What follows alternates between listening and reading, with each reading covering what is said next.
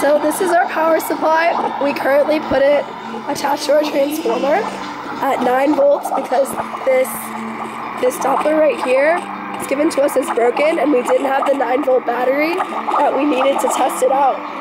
So we put some wires in the back, it's hard to see, hooked onto the battery terminals and connected it to our power source right here, which actually came in handy. Wow!